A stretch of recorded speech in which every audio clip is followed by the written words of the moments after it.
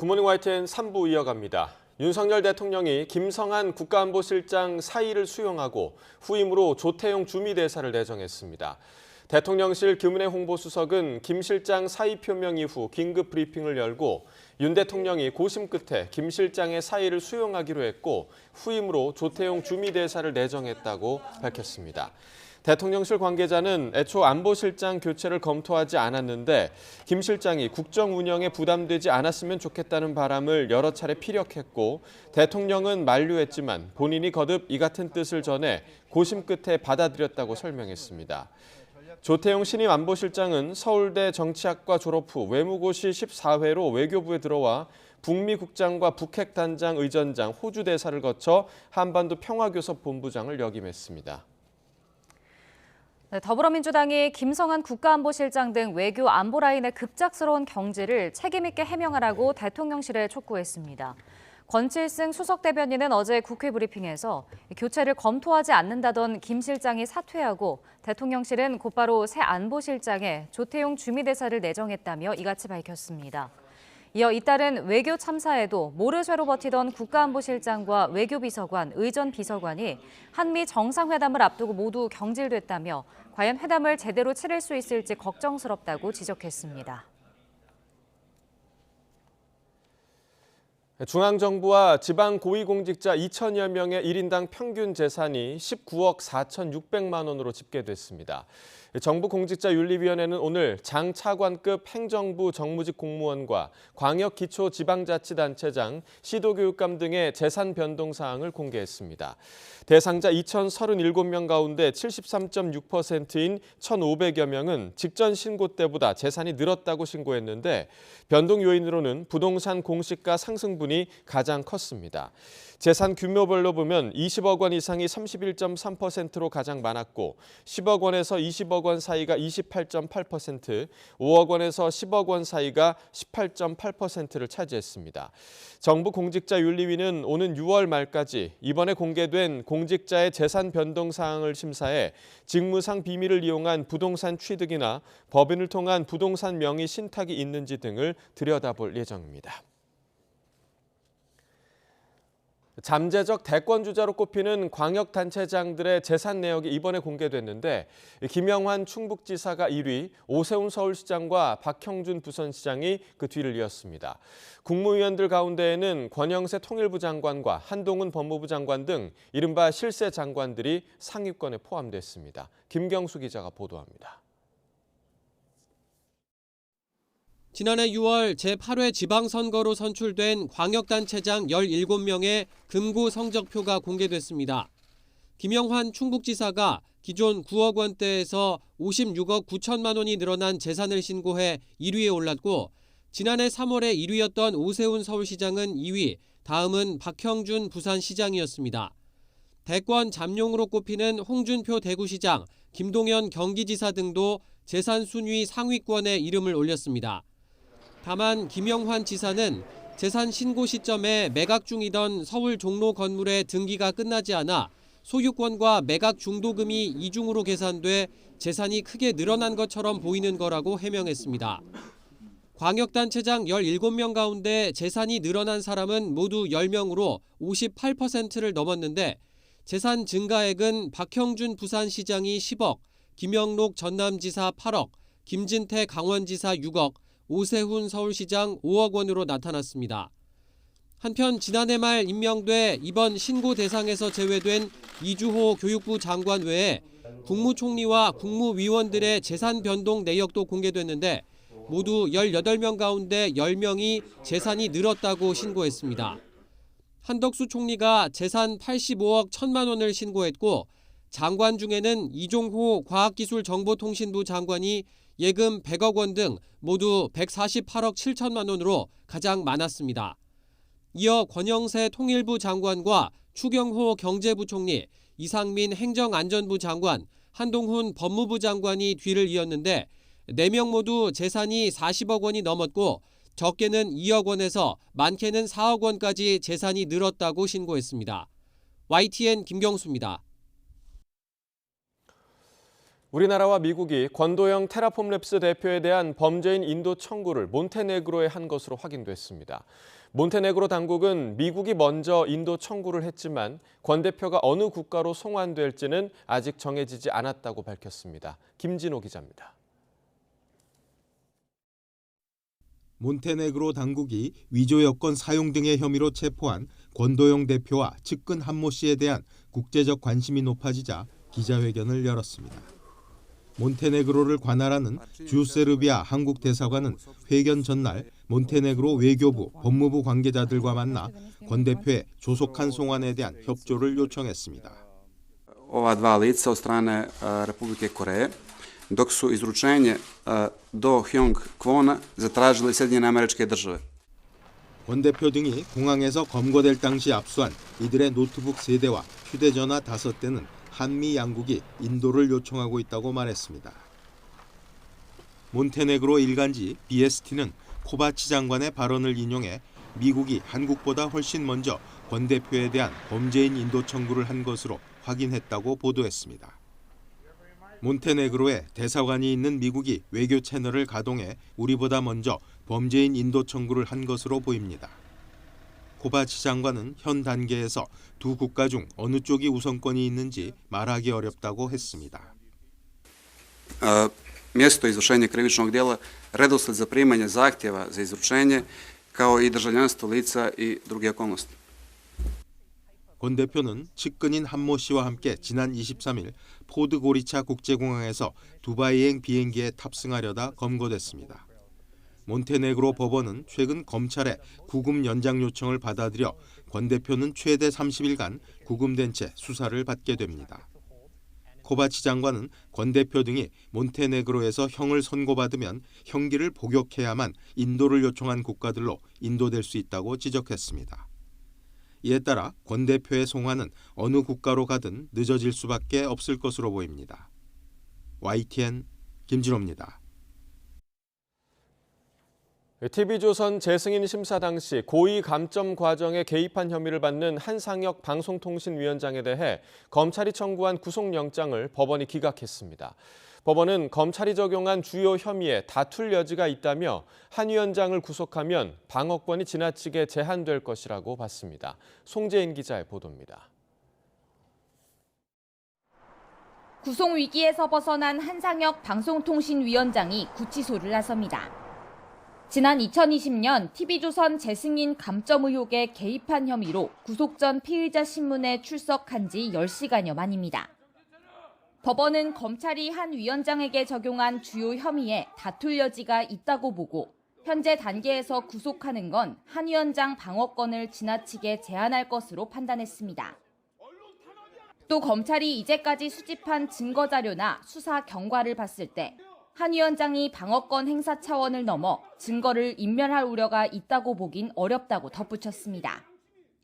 앞서 이번 의혹으로 구속된 방통위 간부 2명, 그리고 당시 재승인 심사위원장과는 다른 판단을 내놓은 겁니다.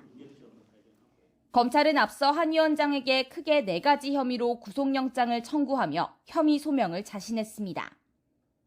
먼저 한 위원장이 방통위 내 측근인 이모 정책위원을 통해 특정 인물을 심사위원으로 앉혀 위원 선정 과정에서부터 직권을 남용했다고 봤습니다.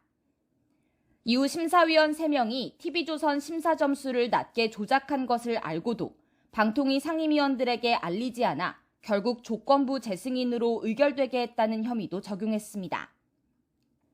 통상 4년이었던 조건부 재승인 기간을 3년으로 줄이는 안건을 쓰도록 지시하고 의혹을 부인하는 취지의 허위 자료를 낸 것도 위법이라고 봤습니다. 이에 한 위원장은 혐의가 성립할 수 없다며 팽팽하게 맞서왔습니다.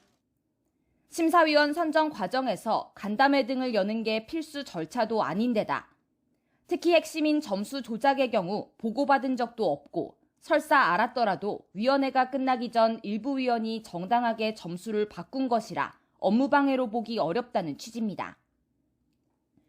이처럼 양측 입장이 팽팽히 맞서고 있지만 법원은 한 위원장의 손을 들어줬습니다. 이로써 반년 동안 이어진 검찰 수사는 조만간 마무리될 전망입니다. YTN 송재인입니다. 마약 투약 혐의로 입국 즉시 경찰에 체포된 고 전두환 씨의 손자 전우원 씨가 이틀에 걸친 경찰 조사를 마치고 풀려난 뒤 곧장 광주로 향했습니다. 전우원 씨는 어제 저녁 8시쯤 서울 마포경찰서에서 석방된 뒤 기자들과 만나 경찰 조사에서 자신의 마약 투약 혐의에 대해 모두 시인했다면서도 입국 당시에 실시한 간이 검사에서는 음성이 나와 정밀 검사를 진행하고 있다고 밝혔습니다. 그러면서 광주로 곧장 내려간 뒤 5.18 기념재단 측과 연락해 방문 일정을 조율할 계획이라면서 피해자와 유족에게 가족 대신 사죄드리고 마음이 풀릴 때까지 연락드리고 싶다고 말했습니다. 2분기 전기와 가스요금 조정 계획안이 조만간 발표될 것으로 예상되는데 정부와 여당이 요금 인상이 불가피하다는 데 인식을 같이 했다고 밝혔습니다. 다만 국민 부담을 최소화해야 한다는 데는 이견이 없었다고 강조했습니다. 직접 들어보시죠. 한전의 경우에 하루 이자 부담만 하더라도 현재 38억 원 이상이 소요가 되고 가스공사의 경우에 하루 이자 부담이 13억 원 이상이 됩니다. 이런 현실을 감안하면은 전기요금과 가스요금 인상이 불가피하다는 점을 오늘 당정 간에 인식을 같이 했습니다. 국민 부담을 최소화를 최우선으로 해야 된다는 점에서는 당정 간에 이견이 없었습니다. 2분기 요금 적용이 시작되는 4월 1일 이전까지 정부가 최종안을 마련해 오도록 요구했습니다. 국회 연금개혁특별위원회 민간자문위원회가 넉 달 동안 논의한 연금개혁 방안을 국회에 보고했습니다. 보험료율과 가입 상한, 수급 개시 연령을 올릴 필요성에는 공감대를 이뤘지만 얼마를 더 내고 얼마를 받아야 하는지 구체적인 내용은 제시하지 못했습니다. 보도에 조성호 기자입니다. 연금 전문가들로 꾸려진 민간자문위원회가 국회 연금개혁특위의 논의 경과를 보고했습니다. 지난해 11월 출범한 지 넉 달 만입니다. 미래 소득 보장에 대한 전망이 불투명하다며 연금개혁 필요성을 언급했습니다. 오는 2055년 기금 소진을 막으려면 내는 돈인 보험료율과 59세인 가입 상한, 62세인 수급 개시 연령 모두 올려야 한다고 제안했습니다. 하지만 생애 평균 소득 대비 받는 돈, 소득 대체율을 놓고 이견을 좁히지 못했습니다. 재정 안정성을 위해 2028년까지 40%로 낮춰야 한다는 의견과 적정한 노후 생활을 위해 높여야 한다는 입장이 팽팽히 맞서면서 보험료율 인상안도 내놓지 못했습니다. 소득 대체율 인상을 전제로 한 보험료 인상과 소득 대체율 인상이 없는 보험료율 인상 주장이므로 보험료율 인상에 대해서 의견이 일치됐다고 볼 수는 없습니다. 지난 1월까지던 활동 기한을 2달이나 늘렸는데도 사실상 맹탕 보고서에 그친 겁니다. 애초 요율을 조정하는 모수 개혁을 다루다가 정치권 요청으로 연금 구조 개혁 논의로 방향을 틀면서 혼선을 빚었다는 지적도 나옵니다. 개혁 방향과 시기를 놓고 여야 이견도 여전합니다. 단순하게 우리가 보험료율을 올리고 또 소득 보장을 강화하고 이렇게 해서 될 게 아니라 정부나 여당의 정치적 부담 이런 것들 때문에 시간 끌기용으로 이 구조개혁이 진행되는 게 아니냐라는.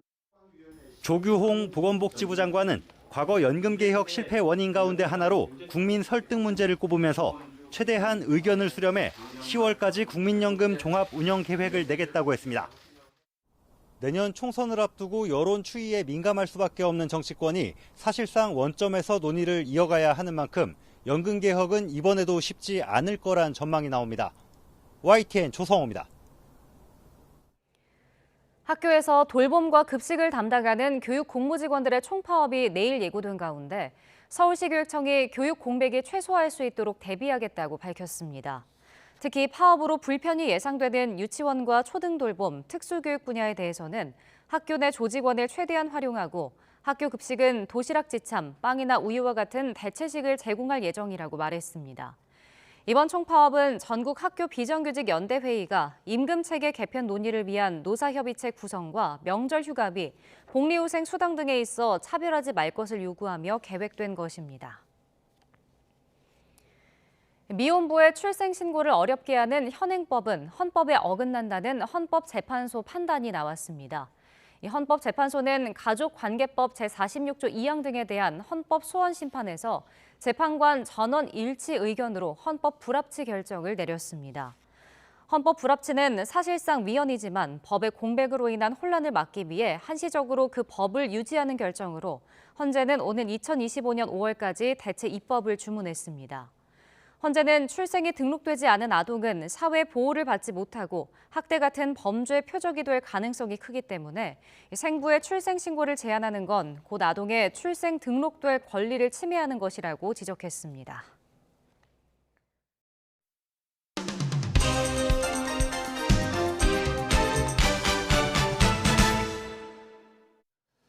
(3월 30일) 목요일입니다. 오늘 아침 신문은 어떤 소식 다뤘는지 짚어보겠습니다. 이현웅 아나운서가 정리해왔습니다. 어서 오십시오. 안녕하십니까.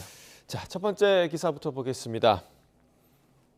자, 어제 김성한 안보실장의 사퇴를 두고 진짜 이유가 뭐냐 이런 얘기가 계속 나오고 있는데 지금 신문에서도 여러 분석을 내놓고 있죠? 네, 그렇습니다. 조선일보를 먼저 보면 미국 대통령 부부의 제안을 누락했다는 내용으로 제목을 뽑았습니다.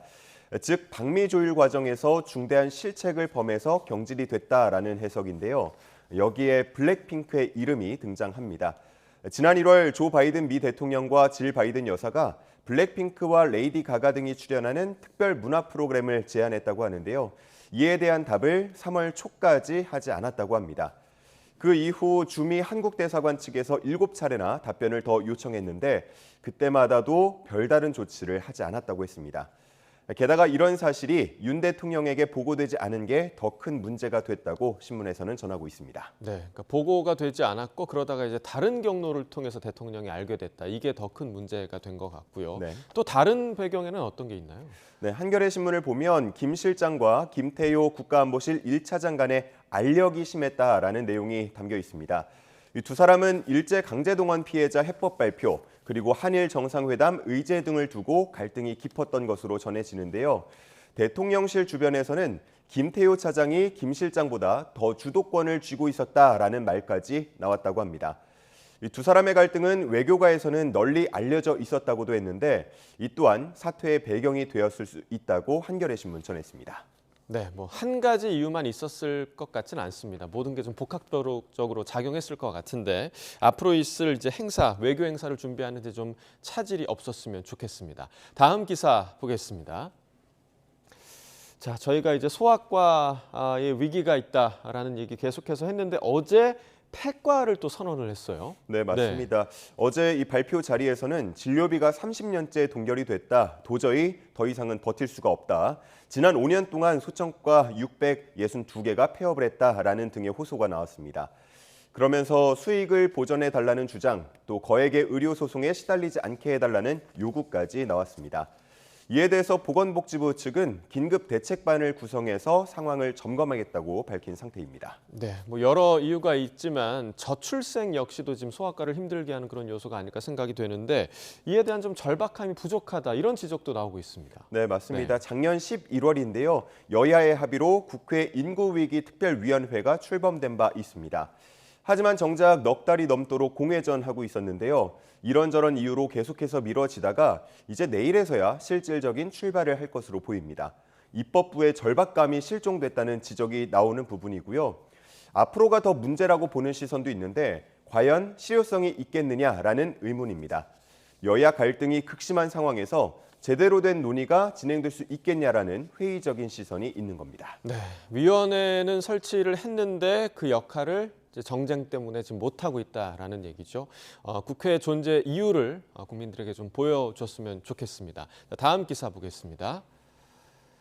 자, 내일 일본에서는 또 저출산 대책이 이제 발표될 예정인데 어떤 내용이 지금 검토되고 있나요? 네, 기시다 후미오 일본 총리 이야기를 들어보면 이미 언론을 통해서 종전과는 차원이 다른 대책을 실현할 것이다라고 공언을 한 상태입니다. 핵심은 가계의 경제적 부담을 줄여주는 게 될 걸로 보이는데요. 아동수당 확대가 대표적인 예가 될 수 있겠습니다. 일본 언론을 통해서 전해진 내용을 보면 현재 중학생까지 월 10만 원 수준으로 지원하고 있는 아동수당을 둘째는 30만 원, 셋째는 60만 원꼴로 더 확대를 하고 이 기간도 중학생이 아닌 고등학생까지로 늘릴 방침으로 전해지고 있습니다. 그리고 소득 제한도 폐지해서 아이가 있는 가정은 누구나 받을 수 있도록 할 것으로 보입니다. 네. 아버지들의 육아휴직 사용 독려하는 내용도 담겨 있죠? 네, 맞습니다. 작년 기준으로 일본의 남성 육아휴직 사용률이 14%에 그쳤다고 하는데 이거를 2030년까지 85%로 확대하겠다는 구상을 하고 있습니다. 휴직을 망설이게 되는 이유, 가장 대표적인 게 가계소득이 줄어드는 것일 텐데요. 육아휴직 기간 동안 각종 사회보장료 납부를 면제하는 방식으로 해결하겠다라는 그림을 그리고 있는 것으로 전해집니다. 이 밖에도 출산 비용에 대해서 건강보험을 적용하고 또 육아 가구는 주택담보대출 금리를 인하해주는 등의 다양한 대책이 총망라될 예정이라고 전하고 있습니다. 내일 발표될 구체적인 내용, 우리도 참고해볼 필요가 있을 것 같습니다. 네, 기시다 총리가 이제 차원이 다른 대책이다라고 얘기를 했으니까 분명히 좀 참고할 필요가 있을 것 같습니다. 다음 기사 보겠습니다. 자, 미국 정부에서 지금 틱톡, 중국 앱이죠. 틱톡을 지금 퇴출하기 위한 그런 여러 조치를 하고 있는데 지금 다른 중국 앱들도 미국에 굉장히 많다면서요? 네, 맞습니다. 네. 이 그림을 보게 되면 미국 앱 마켓 상위권에 이미 중국산 앱이 여러 자리 잡고 있는 걸 볼 수 있습니다. 초저가 쇼핑몰 테무와 쉬인 등이 있고요. 또 SNS 앱 틱톡과 레몬8, 동영상 편집 도구 캡컷 등이 대표적입니다. 특히나 이 레몬8의 경우에는 틱톡과 같이 바이트 댄스를 모기업으로 하고 있는데요. 지난 3년 동안에는 200위권 밖에 있던 애플리케이션입니다. 그런데 최근 미국 내 틱톡 규제 움직임이 보이면서 인플루언서들을 중심으로 이 레몬8을 계속 언급하는 모습을 보였는데요. 그러면서 단숨에 이렇게 상위권에 자리를 잡게 됐습니다. 네, 그러면 뭐 틱톡만 인기가 있었던 그런 상황은 아니었던 거네요. 네, 그렇습니다. 미국 내 언론에서도 이 중국산 앱의 인기가 일시적인 현상은 아니라고 분석을 하고 있습니다. 중국산 앱은 이미 중국 내에서 10억 명 이상을 대상으로 검증을 받는다면서 미국산 앱보다 경쟁력에서 우위에 있다고 분석했습니다. 그러다 보니까 미 의회가 틱톡을 퇴출하더라도 새로운 앱을 두고 갈등이 계속 이어질 수 있다는 전망이 나오고 있고요. 또 정작 미국 내 이용자들 사이에서도 중국산 앱 규제를 반대하는 목소리가 나오고 있다고 하는데요. 최근 일주일 동안 틱톡을 구하라라는 해시태그를 단 미국 내 게시물이 13,000여 건 게시됐다고 합니다. 네, 그야말로 미 의회와 미국 내 앱 이용자들의 동상이몽 같은데 어떤 결과로 이어질지 좀 주목해봐야 할 것 같습니다. 다음 기사 보겠습니다. 자, 이제 이번 주말이죠. 4월의 첫날부터 프로야구가 개막을 합니다. 여러 지금 뭐 사건들도 있고 WBC 문제도 있었는데 관련 좀 분석이 기사가 있나 봐요. 네, 그렇습니다. 해설위원들의 분석의 평균치를 기준으로 각 팀별 전력을 이렇게 별점으로 표시해 놓은 걸 먼저 볼 수가 있습니다. 예. LG 트윈스가 4.0점으로 가장 높았고요. 그 뒤로 KT 위즈, SSG 랜더스 순이었습니다. 별점이 가장 낮은 건 3.02점으로 3년 연속 최하위였던 한화 이글스였습니다. 하지만 이 모든 것은 언제까지나 예상일 뿐 실제로 시즌 전 예상과 그 후의 결과는 다른 경우가 많았으니까요. 이번에도 어떻게 진행이 될지 궁금해집니다. 해설위원들의 분석을 한마디로 정리하자면 절대 강자도 또 절대 약자도 없는 시즌이 될 거라고 보고 있었습니다. 네, 개인적으로 좋아하는 팀이 지금 상위권에 있어서 기분이 좋은데 어딘지 알 것 같습니다. 네. 자, 주목해 볼 만한 선수들에 대한 분석도 있죠? 네, 그렇습니다. 가장 주목할 선수 모두 다 한 목소리로 이정우 선수를 꼽고 있었는데요. 예. 이번 시즌 뒤에 메이저리그 포스팅에 도전하기 때문에 관심이 클 수밖에 없습니다. 또 이번 WBC 1라운드에서 탈락했지만 이정우 선수만은 그 활약이 뛰어났고 또 그 이후에 인터뷰 등을 통해서도 야구를 향한 열정을 보이면서 최근에 한 조사에서는 가장 좋아하는 야구 선수 1위에 꼽히기도 했습니다. 한편 과연 신인상을 누가 받을 것인가 여기에도 관심이 모이는데요. 해설위원들은 한화의 문동주, 김서현, 또 기아의 윤영철, LG의 박명근 등을 언급하고 있었는데 이번 WBC를 통해서 세대 교체의 중요성을 우리가 절실하게 느끼지 않았습니까? 예. 이들의 활약 기대가 됩니다. 네, 각 팀에서 정말 최선을 다하는 플레이로 지금의 이 어수선한 분위기를 확 바꿔주길 좀 기대해 보도록 하겠습니다. 굿모닝 브리핑 이현웅 아나운서와 함께했습니다. 고맙습니다. 감사합니다.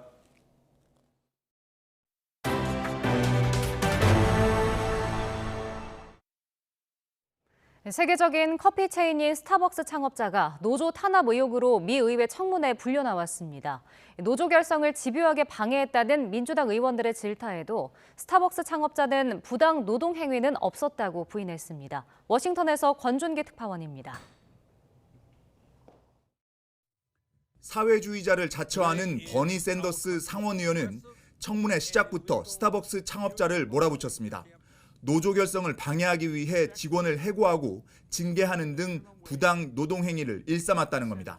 In order to combat this increase in union organizing, corporations have engaged in an unprecedented level of illegal union busting activities. 청문회 출석을 수차례 거부하다 결국 CEO 자리를 사퇴한 뒤 의회에 나온 창업자는 노조를 탄압하지 않았다고 주장했습니다.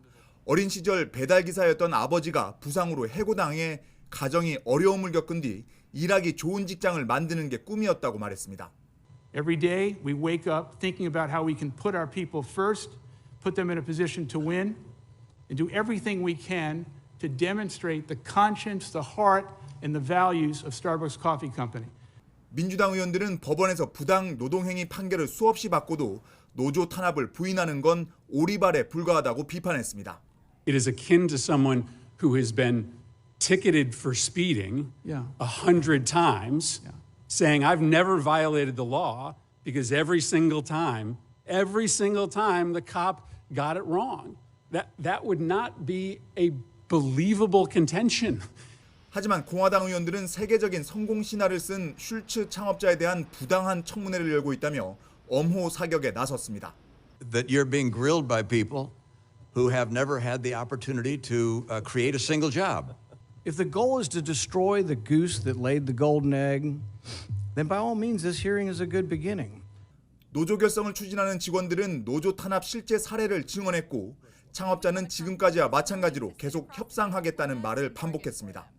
슐츠 창업자는 노조 결성을 막는 위법 행위는 없었다면서도 노조에 가입한 직원이 1%에 불과하고 업계 최고 대우를 해주는 스타벅스는 노조가 불필요하다는 입장을 되풀이했습니다. 워싱턴에서 YTN 권윤기입니다. 러시아가 미국의 핵무기와 관련한 모든 정보 제공을 중단한다고 밝혔습니다. 세르게이 라우코프 러시아 외무차관은 29일 스푸트니크 통신과 인터뷰에서 신전략 무기 감축 조약 뉴스타트에 따라 이뤄지던 러시아와 미국 간의 모든 정보 이전이 중단됐다고 밝혔습니다. 이에 따라 미사일 시험 발사 통보도 앞으로는 없을 것이라고 라브로크 차관은 덧붙였습니다. 앞서 미국은 뉴스타트 참여를 중단한 러시아에 대해 미국의 핵탄두 숫자를 공개하지 않기로 했다고 밝혔습니다. 미국 정부가 차잉원 타이완 총통이 경유 형식으로 미국을 방문하는 것과 관련해 이런 방문은 흔히 있던 일이라며 중국이 공격적인 행동을 취해선 안 된다고 경고했습니다. 존 커비 백악관 국가안보회의 전략소통조정관은 브리핑에서 차이 총통의 이번 미국 경유는 타이완과의 오랜 비공식적 관계와 미국의 변하지 않는 하나의 중국 정책과 일치한다고 말했습니다.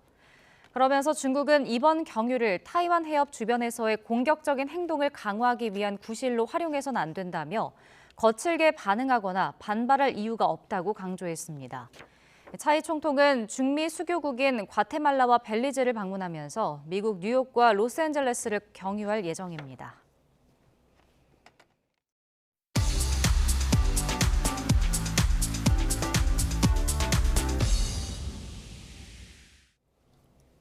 네, 경제 소식을 빠르고 친절하게 전달해 드립니다. 오늘 굿모닝 경제는 한양대학교 이정환 교수와 함께하겠습니다. 어서 오세요. 어서 오십시오. 자, 정부가 내수 활성화를 위한 대책을 지금 내놨습니다. 600억 원 투입한다고 했고 또 보니까 숙박 할인, 또 교통비 할인 이런 거를 제공하는데 결국에는 국내 관광 활성화가 시급하다 이런 판단인 것 같아요. 예, 죄송합니다. 예, 일단 이 전반적인 상황을 말씀드려 보면은 2022년 2분기, 3분기에는 사실 소비가 경제 성장을 이끌었다고 할 정도로 소비가 좋았습니다. 네. 왜냐하면 이제 위드 코로나가 진행이 되면서 소비에 대한 수요가 늘고 그에 따라서 이 내수가 늘면서 경제 성장률이 떨어지는 것을 막는 이런 계기를 마련했는데 근데 사실 2022년 4분기부터 고금리 영향에 따른 경기 침체 그리고 전반적인 수출이 위축이 되면서 내수가 줄어들기 시작하거든요. 소비가 마이너스 성장률을 기록했다라는 얘기를 아마 들으셨을 겁니다. 2022년 4분기 이야기고요. 그런 기조가 사실 계속될 것 같고 앞으로도 반등이 어려우니까 정부에서는 어떤 정책을 내놓은 이런 상황이고요. 네. 그것의 해결책을 지금 말씀드린 어떤 내수 중에 관광업 그리고 전통시장 부분에 대답을 내놓은 것이 아니냐라고 일단 평가를 할 수 있겠습니다. 기본적으로 이 안 자체는 3만 원씩 숙박비를 3만 원씩 100만 명에게 지원하고 그다음에 10만 원 가량의 어떤 여행 지원금, 휴가 지원금을 19만 명의 중소기업 다니는 분들 그리고 이제 자영업자분들한테 지급을 한다라는 그런 메시지를 가지고 있고요. 네. KTX 같은 것도 조금 할인해주면서 그냥 KTX 아니지만 뭐 지역 관광하고 연계된 KTX를 할인해주면서 지역 관광을 유도하는 이런 상황을 만들었다라고 아마 크게 이해하시면 될 것 같습니다. 그래서 사실은 이렇게라도 해서 소비가 줄어드는 것을 막자라는 큰 취지가 있긴 한데. 전반적으로 사실 고금리 상황에서는 재정 정책을 피기 어렵거든요.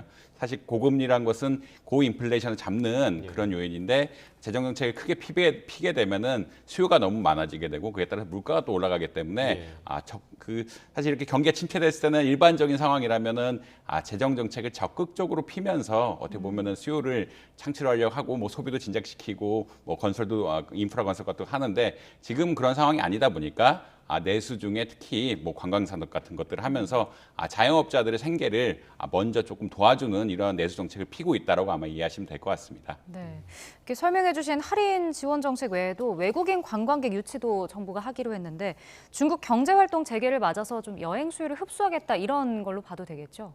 예, 그래서 지금 내수 정책 자체가 관광업에 관한 내수 정책이라고 크게 보시면 될 것 같고요. 국내 관광객뿐만 아니라 해외 관광객들이 조금 많이 모아서 흔히 우리의 어떠한 GDP를 올려보자라는 큰 취지가 있다고 보시면 될 것 같습니다. 특히 이제 중국 역시 리오프닝을 하면서 중국 관광객들이 굉장히 많이 늘 거라고 예상을 하고 있고요. 네. 사실 중국인 관광객 비중이 한 2016년에는 45%, 그다음 2019년에는 한 35% 이 정도로 우리나라 관광업에 굉장히 중요한 위치를 차지하고 있었습니다. 그렇지만 이제 코로나 때문에 중국인 관광객과의 단절이 조금 있었고 이것을 다시 회복하고자 어떤 비자 정책 같은 것을 조금 바꿔서 원래는 제주공항으로 갈 때만 비자를 면제해 줬는데 지금 환승을 해도 그리고 환승을 할 때 며칠 동안 그죠. 예를 들어 양양에 환승한다 그러면 5일가량 뭐 혹은 10일가량 이 지역에 머물 수 있게 하면서 그 지역의 관광 산업을 늘릴 뿐만 아니라 제주도로 가게끔 하면은 그때도 무비자를 해준다는 이야기거든요. 그러니까 제주도의 어떤 관광업뿐만 아니라 이런 환승지에 대한 어떤 비자 면제를 해주면서 결국은 양쪽에 다 그러니까 국내 전반적인 관광지에 대해서 어떤 외국인 관광객을 좀 불러 모으고 이에 따른 관광업 부흥을 노리겠다라는 큰 전략이라고 보시면 될 것 같습니다. 네. 자, 그리고 이제 취약층에게 좀 반가운 소식이 있습니다. 열악한 거주 환경에 사는 취약층에게 최대 5천만 원의 전세금을 무이자로 빌려준다. 이런 정책이 좀 나왔더라고요. 좀 취약층에겐 좋은 기회가 될 것 같아요. 사실 이제 최근에 뭐 이번 주 들면서 약간 정부의 기조가 바뀌었는데 서민 이야기 좀 많이 하죠. 서민하고 취약계층 이야기를 전반적으로 많이 한다라고 보시면 될 것 같고 이런 정책들 중 하나가 지금 말씀해 주신 이제 전세자금에 대한 무이자 대출이라고 보시면 될 것 같습니다. 지금은 뭐 고시원, 쪽방, 비닐하우스 3개 지역 그리고 뭐 자녀가 있을 경우 조금 이 흔히 말하는 일반적인 주거 환경보다 못할 경우 이런 사람들에 대해서 5천만 원까지 전세 대출을 무이자로 해주겠다라고 이야기하고 있고요. 이것을 보통 뭐 전세 대출이라는 게 기본적으로 2년이기 때문에 2년 단위로 하긴 하지만 뭐 10년까지는 연장을 해주면서 어떠한 서민 주거 안정을 위한 정책을 피고 있다라고 보시면 될 것 같습니다. 그렇지만 이제 이게 아마 수요가 많을 것이라고 생각이 되는데 재원이 한정이 돼 있어가지고 얼마나 이제 그 실효가 있을지는 약간의 의문이 있는 상황이긴 하지만 뭐 필요하다 그러면 이제 전반적으로 더 이런 정책들 늘려가면서 아마 서민들을 더 케어하는 이런 방향으로 가지 않을까라고 아마 생각하시면 될 것 같습니다. 지금 저게 저희 지금 나오고 있는 게 조건인 거죠? 예, 조건이죠. 일단은 아까 말씀드린 어떤 비닐하우스 같은 고시원 이런데 굉장히 취약하게 3개월 이상 살고 있는 사람들 그리고 최저 주거 환경 기준 미달 환경이라고 이야기했는데 이런 것에 준하는 환경에서 그 아동하고 사는 경우에는 이런 대출을 해주겠다라고 하고 있고요. 물론 이런 거라서 받을 때는 뭐 주민센터라든지 이거 흔히 말하는 확인이 있어야 되긴 하지만 이런 것을 바탕으로 해서 무이자 대출을 연장해 주겠다라고 아마 크게 이해하시면 될 것 같습니다. 네. 자, 그리고 부동산 프로젝트 파이낸싱, 이 PF 대출 위험이 커지면서 금융당국이 좀 대책 마련에 힘쓰고 있는데 금융위가 이제 상호 금융기관의 대손충당금 적립률을 지금보다 30% 늘리도록 주문하는 방안을 검토하고 있다고 해요. 근데 용어가 좀 어려운데 좀 어떤 건지 설명 좀 해주시죠. 일단 뭐 여러 가지가 있는데 일단 네. 상호금융기관이란 것은 보통 새마을금고라든지 혹은 농협들이 이제 그 농협 같은 경우 농협중앙회가 하는 시중농협은행이 있고요. 네. 그 농협 흔히 말하는 그 중앙회 말고 지역 단위 농협이라고 있습니다. 지역 단위 농협 같은 것들, 지역 수협 같은 것들을 해서 사실은 상호금융이란 게 제2금융권, 시중은행이 아닌 금융권의 대표라고 일단 이해를 하시면 될 것 같고요. 그다음에 부동산 프로젝트 파이낸싱도 또 어렵죠. 이게 좀 어려운 용어이긴 한데 뭐 간단히 설명을 해보자면 일반적으로 소비자가 은행에 대출을 받으러 갈 때는 개인의 신용에 따라서 대출을 받습니다. 자기가 돈을 얼마나 벌고 이에 따라 돈을 얼마나 갚아왔고 그래서 향후 얼마나 갚을지가 있을지에 따라서 신용 점수가 정해져 있고 이에 따라 담보를 얼마 된다 그러면 대출을 하게 되는데 부동산 PF는 그런 것은 아니고요. 특정 프로젝트에 한해서 프로젝트의 사업성에 따라서 그게 예를 들어서 뭐 대우건설이 하든 뭐 HDC가 하든 이건 상관없이 특정 프로젝트의 사업성에 기반을 해서 대출을 해주는 이런 제도라고 보시면 될 것 같습니다. 네. 다시 말해서 기업의 어떠한 경험이나 돈을 갚아온 히스토리와 상관없이 이 사업에 특화해서 어떻게 돈을 대출해 준다라고 이야기할 수 있겠고요. 그 말은 리스크도 약간 더 크다라고 볼 수 있겠거든요. 왜냐하면 기업 같은 경우에는 오랫동안 돈을 갚아왔고 현금 흐름이 얼마나 나오는지 정확하게 알 수가 있기 때문에 그에 따른 대출이 가능하지만 부동산 PF 같은 경우는 부동산 사업의 수익성에만 의존해서 대출이 이루어지는 것이기 때문에 결국 좀 위험성이 좀 크다라고 보시면 될 것 같고 기업이 좋아도 부동산 사업이 안 된다. 지금과 같이 고금리로 인해서 분양률이 떨어진다라고 하면은 부동산 PF 같은 경우에는 좀 피해를 입을 수밖에 없습니다. 피해를 입을 수밖에 없고 이런 손실들이 그러니까 대출을 이제 기업 쪽에서 받으면 되는데 그런 게 아니라 이제 이 사업을 통해서 대출해준 금액을 받아야 되기 때문에 부동산 PF 같은 경우는 지금과 같은 시기에 위험성이 좀 크다라고 말씀드릴 수 있겠고 작년에 뭐 레고랜드 사태 역시 부동산 PF가 붕괴가 되면서 굉장히 큰 채권 시장에 혼란을 일으켰다라고 아마 크게 보시면 될 것 같습니다. 네. 이게 왜 이제 또 상호 저축 그 상호 금융이 이런 상태에서 문제가 되느냐? 새마을금고 같은 경우는 지금 연체율도 굉장히 늘어나고 있고 한데 기본적으로 이런 것들의 문제는 이쪽에서 부동산 PF에 대한 대출을 굉장히 많이 해줬다. 사실은 시중은행 같은 경우에는 흔히 그 가계대출을 줄이라는 말이 있을 정도로 우리 대출 좀 줄이는 입장이었거든요. 왜냐하면 그 2017년부터 부동산 가격들이 굉장히 상승하게 되면서 그 부동산 담보대출 같은 것도 굉장히 많이 늘어나게 되고 근데 이 부동산 담보대출은 기본적으로 안정적인 대출이라 시중은행은 이것만 하면서도 수익을 충분히 창출할 수 있었기 때문에 다른 부동산 PF 같은 위험한 대출을 하지 않았습니다. 그렇지만 이제 저축은행, 새마을금고 이런 데들이 특히 문제가 되는 걸로 알고 있는데 이런 상호금융권에서는 아무래도 금리를 많이 줘야 되다 보니까 이런 고금리 혹은 이 프로젝트 파이낸싱, 부동산 프로젝트 파이낸싱에 투자를 좀 많이 하게 된 상황이었고요. 이에 따라서 흔히 말하는 노출의 흔히 자산 노출에 대한 위험도가 커졌다라고 이야기합니다. 그래서 부동산 PF에 대한 포지션, 흔히 말하는 자산이 굉장히 많고, 근데 부동산 PF 자체가 위험하게 되니까 이제 뭔가 대비를 해라라는 이야기가 나오게 되고 그게 이제 대손충당금을 쌓으라는 그런 이야기라고 보시면 될 것 같습니다. 그러니까 대손충당금을 쌓으라는 이야기는 어떤 것이냐? 결국은 오늘 돈을 번 건 있지만 미래에 이 부동산 대출한 것들, 부동산 PF 대출한 것들이 부실화될 가능성이 있기 때문에 부실화될 것을 미리 예상을 해서 어떻게 보자면 그것을 이미 손실 난 것처럼 인식을 해라라는 이야기거든요. 손실이 난 것처럼 이미 인식을 해서 우리가 수익 난 것에서 빼놓고 돈을 딴 데 저장해놔라. 그러니까 딴 데 저금해놔라라는 이야기입니다. 그래서 수익이 얼마만큼 나지만 이 수익이 진짜 수익은 아니고 내가 미래에 담보 부실이 날 것을 이미 예측하고 있는 상황에서는 돈을 적립을 해야 되는 게 아니냐. 이 적립 비율이라는 게 정해져 있는데 이 적립 비율을 올려가지고 부동산 PF가 더 안 좋아졌을 때도 상호금융이 대응할 수 있도록 어떠한 자금을 마련해 흔히 말하는 다른 주머니를 찰 수 있게끔 그렇게 만든 게 결국은 아까 말씀한 대산충당금 적립금을 올려라, 적립률을 올려라라는 그런 이야기라고 보시면 될 것 같습니다. 네, 그러니까 손실을 대비한 예산의 비율을 늘려라라는 게 이번 주문이죠. 자, 마지막으로 이제 해외 증시 소식도 좀 짚어보겠습니다. 뉴욕 증시가 나란히 좀 상승 마감했습니다. 이 뉴욕 증시가 오늘은 뭐 호재였다고 보통 이야기를 하는데 사실은 반도체 업체죠. 마이크론 같은 데가 그러니까 흔히 말하는 수익은 안 좋았는데 어떤 CEO나 CFO가 어떤 메시지를 던져줬냐면 하반기부터는 반도체 경기가 좋아질 것이라는 이런 메시지 줬거든요. 지금 재고가 지난 분기에 많았지만 차차차차 좀 줄어드는 경향이고 하반기면 회복이 될 것 같다. 이게 아무래도 AI 산업 같은 것들, 챗 GPT가 다시 돌아오면서 시스템 반도체라든지 메모리 반도체 분야에 어떤 수요가 다시 일어날 것이라고 예측을 하고 이에 따라서 반도체 분야 수익이 올라갈 것이다라는 그런 기대감이 형성이 되면서 반도체주를 중심으로 굉장히 주가 많이 올랐다라는 게 하나 있겠고요.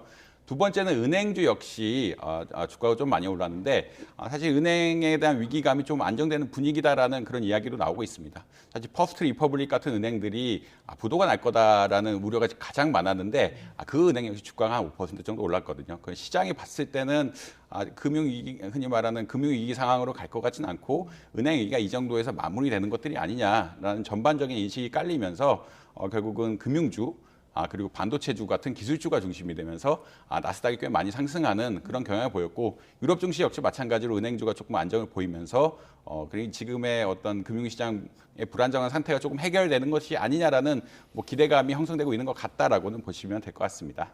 네, 알겠습니다. 한양대학교 이정환 교수와 경제 이야기 나눠봤습니다. 고맙습니다.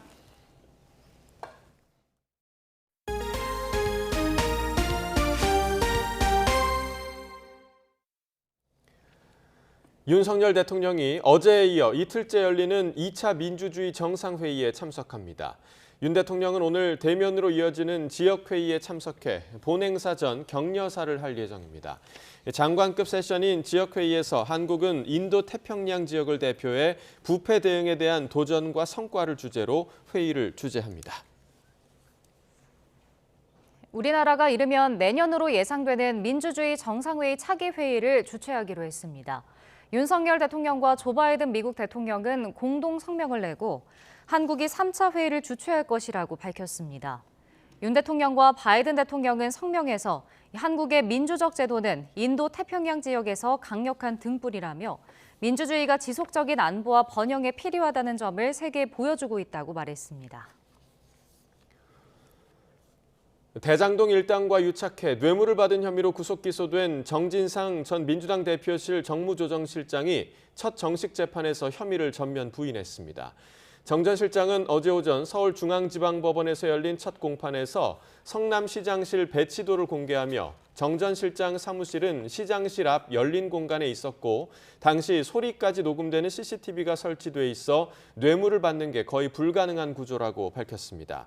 이에 검찰은 이재명 더불어민주당 대표가 성남시장 재직 시절 비서실 내에 설치했다는 CCTV는 모두 가짜라면서 이 같은 정 전 실장 측의 주장은 이미 앞선 구속 전 피의자 신문 과정에서 탄핵된 내용이라고 반박했습니다. 또 검찰은 428억 원이 산출된 계산식을 공개하며 김만배 씨가 자신의 지분 확대를 요구하면서 절반 이상은 이 대표 측 차명 지분이라고 했다는 점을 강조했습니다. 이와 관련해 뇌물을 건넨 혐의로 함께 기소된 유동규 전 성남도시개발공사 기획본부장은 오전 재판 이후 기자들과 만나 이 대표의 대국민 사기극이 공판에서 드러난 것이라며 녹화도 되지 않는 가짜 CCTV라는 점을 이 대표도 정 전 실장도 모두 알고 있었다고 주장했습니다. 대장동 사건 50억 클럽 특검 법안이 소관 상임위인 국회 법제사법위원회에서 본격적으로 논의됩니다. 법사위는 오늘 오전 10시 전체 회의를 열고 민주당 진성준, 정의당 강은미, 기본소득당 용해인 의원이 각각 대표 발의한 50억 클럽 특검법 3건을 상정합니다. 이들 법안은 앞으로 법안심사 1소위에서 본격적으로 다뤄질 예정입니다. 다만 법사위원장이 국민의힘 소속인 김도읍 의원이고 여당이 특검법을 반대하고 있는 만큼 법안이 실제 법사위를 통과할 수 있을지는 미지수입니다.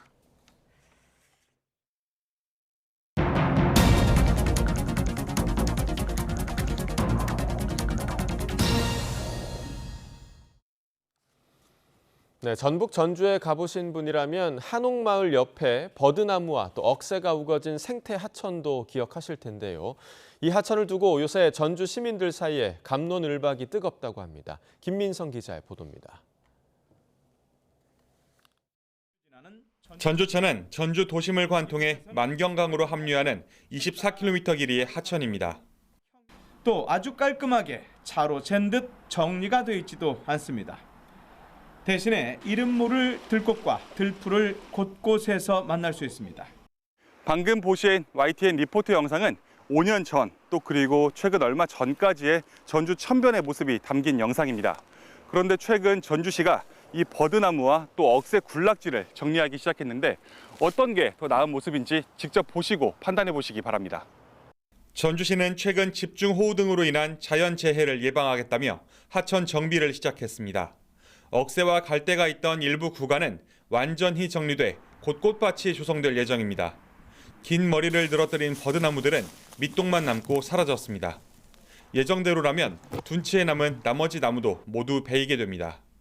무차별한 버드나무 골목 사과하라! 사과하라! 사과하라! 사과하라!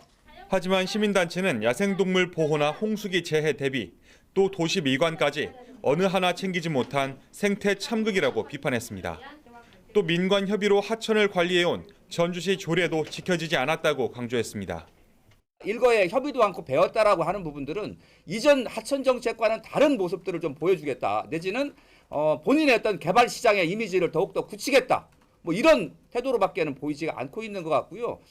전주시는 하천의 치수 기능을 회복하기 위한 일이었다고 말합니다. 거의 20년 동안 자연하천 유지하면서 환경과 이수에 너무 치중했다 봐서 재예방이 우선이라고 생각해서 전체 제거하는 걸로. 논란이 커지자 전주시는 시민사회와 하천 관리 방향을 협의하겠다며 일단 숨 고르기에 들어갔습니다. 그러나 양측이 완전히 상반된 입장인 데다 이미 베어버린 나무를 다시 심을 수도 없는 노릇. 자연 생태 하천을 자랑하던 전주천에 생긴 깊은 생채기만큼이나 전주 시민들의 마음에도 큰 상처가 남게 됐습니다. YTN 김민성입니다. 기후변화로 아열대 과수작목이 새로운 고소득원으로 떠오르고 있습니다. 전남 강진에서는 제철보다 석 달 정도 이르게 애플망고가 나오고 있는데요. 빨리 생산한 덕분에 500g 한 개가 무려 6만 원에 낙찰되고 있다고 합니다. 김범환 기자가 보도합니다. 아열대 작물 특화단지가 들어선 전남 강진입니다.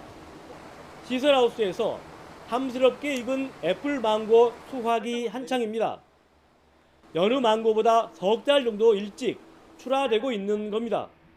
지금 조기 수확하는 거하고 7, 8월 달에 나오는 거하고는 가격 차이가 한 3배 정도는 가격 차이가 많이 나거든요. 그래서 이 조기 수확을 다 하려고 그러는데 전부 다 저도 실패하고 또 실패하고 해서 10년 만에 금년에 이제 성공을 한 거예요. 최 대표는 이론뿐만 아니라 제주도까지 찾아가는 등 갖은 노력과 시행착오 끝에 마침내 일찍 애플 망고를 수정시켜 꽃을 피우는 방법을 터득했습니다. 이렇게 수확한 망고는 서울에 있는 가락동 농산물 시장에서 500g 한 개가 무려 6만 원에 낙찰되고 있습니다. 물빠짐과 병해충 관리 등 농업기술센터의 기술 지원도 큰 힘이 됐음은 물론입니다. 히트펌프라는 그 기술을 활용해서 여름에 저온을 처리하고 또 겨울에는 온도를 높이는 가온 처리를 통해서 애플망고를 조기 수확하게 되었습니다. 자치단체에서도 판로 확대와 포장비 등의 지원을 아끼지 않고 있습니다. 기후 변화 때문에 지금 전체적으로 기온이 상승하고 재배 작목의 변화가 일어나고 있습니다. 특히 여기에 적합한 지역이 우리 강진입니다. 그래서 소득도 높고 농가들이 선호하는 가수 재배를 열대 가수 재배를 저희들이 중점적으로 육성해 나가고 있습니다.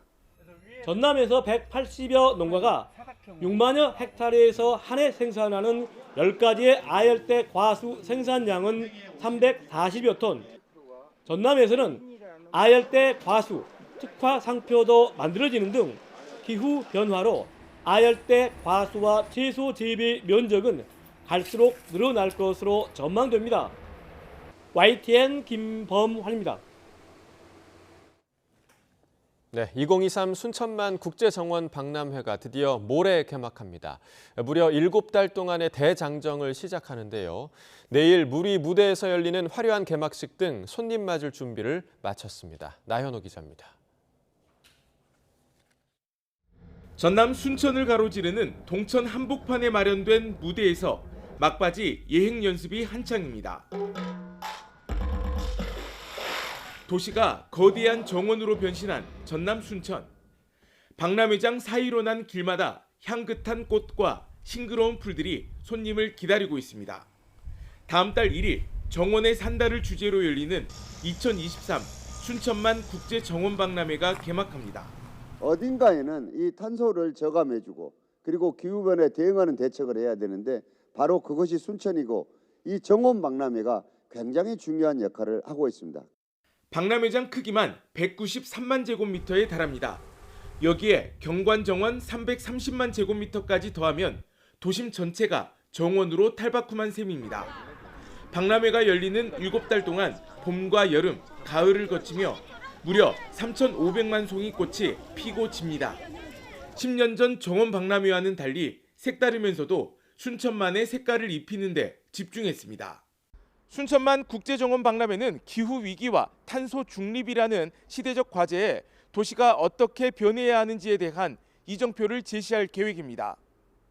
홍수에 대비해 만들었던 저류지는 봉우리 2개가 돋보이는 잔디 광장으로 조성돼 시민들의 휴식 공간으로 변신했습니다. 순천만 국가정원을 가로지르던 아스팔트 도로도 풀과 모래를 입혀 누구나 편히 걷는 길이 됐습니다. 함께하는 정원, 회복하는 자연, 순환하는 경제를 실현한 겁니다. 이 생태가 경제를 견인할 수 있다는 것들을 증명해내는 일이었는데 자연은 우리보다 훨씬 더 위대합니다. 이 두루미가 늘어나고 관광객이 늘어나면서 생태가 경제를 견인할 수 있다는 것들을 이렇게 확인을 해줬습니다. 순천만 국제정원 박람회 조직위원회는 관람객 800만 명을 목표로 잡았습니다. YTN 나연호입니다. 검찰이 30만 명분의 마약을 밀수한 17명을 기소해 재판에 넘겼습니다.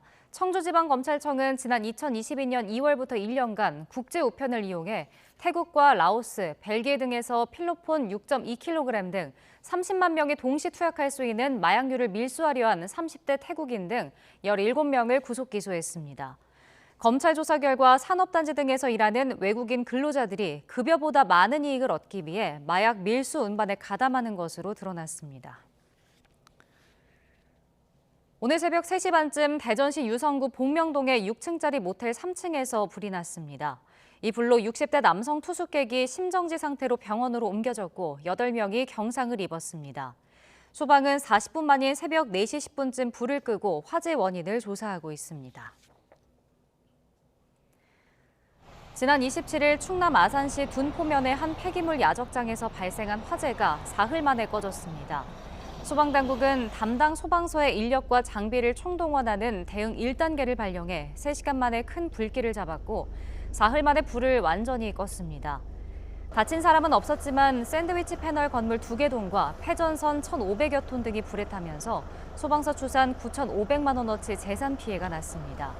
소방당국은 쌓인 폐기물이 많아 완전 진화까지 시간이 오래 걸렸다고 설명했습니다. A매치 2연전을 마친 국가대표 축구대표팀 주장 손흥민 선수가 SNS를 통해 팬들에게 감사 인사를 전했습니다. 손흥민은 국가대표 유니폼을 입는 건 항상 자랑스럽고 영광이라고 밝혔습니다. 또 오랜만에 홈 경기로 축구가 받는 사랑을 느낄 수 있었다면서 멋진 승리를 선물하진 못했지만 발전하는 팀이 될 수 있도록 노력하겠다고 덧붙였습니다. 우루과이전을 마치고 대표팀 은퇴를 시사해 파문이 일었던 중앙수비수 김민재 선수가 사과문을 게재해 사태가 해프닝으로 일단락됐습니다. 김민재는 경기 후 대표팀보다 소속팀에서만 집중할 생각이라고 밝혀 대표팀에서 은퇴하는 것이 아니냐는 논란이 일었습니다. 사태가 확산되자 김민재는 자신의 SNS에 장문의 글을 게재해 대표 선수로서 신중하지 못한 점, 성숙하지 못한 점, 실망했을 팬, 또 선수분들께 다시 한번 사과의 말씀을 드린다고 마무리했습니다.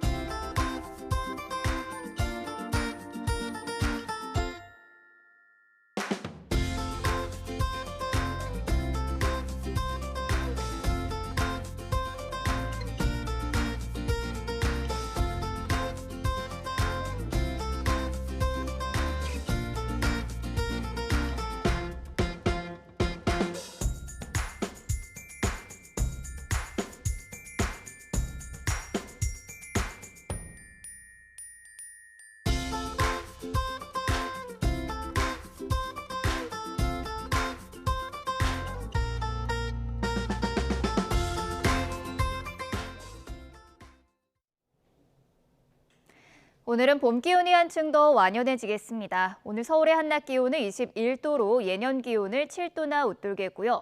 광주는 24도까지 오르는 등 어제보다 더 따뜻하겠습니다.